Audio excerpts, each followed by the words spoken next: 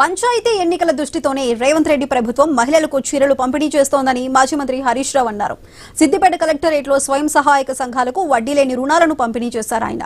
కేసీఆర్ హయాంలో ప్రతి బతుకమ్మ పండుగకు 1,30,000 మహిళలకు చీరలు అందించామని గుర్తు చేశారు. రేవంత్ రెడ్డి ప్రభుత్వం 46 లక్షల మందికి మాత్రమే చీరలు ఇస్తోందని విమర్శించారు.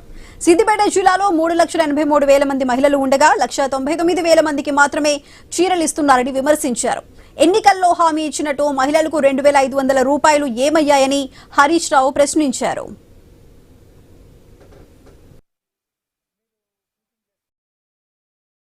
మన సిద్దిపేట జిల్లాలో 3,83,000 మంది ఆడపిల్లలు 18 ఏళ్లు దాటిన వాళ్ళు 3,83,000 మంది ఉంటే ఇస్తున్నది ఎంతమందికి 1,99,000 మందికి ఇస్తున్నారు. అంటే సగం మందికి వస్తున్నాయి, సగం మందికి వస్తాయి.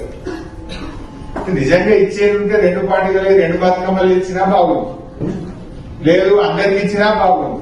అది కొందరికే ఇచ్చుడు, ఒక ఏడాది ఇచ్చి ఒక ఏడాది అయిపోతుంది కదా. దానికి నాకు బుద్ధి ఉంది అంటుండు తిన్నప్పుడు. ఇంకా దాన్ని ఏమంటుండు, సారే విజ్ఞాపుడు చీరిచ్చి సారే విజ్ఞాపుడు. అయ్యా రేవంత్ రెడ్డి గారు సారవికుడు అంటే నువ్వు ఇస్తానన్న మహాలక్ష్మి నెలకి 2,500 ఇస్తా అన్నారు. మనకు 2 ఏళ్ళు అయింది. 2 ఏళ్ళు అంటే ఎంత అవుతుంది?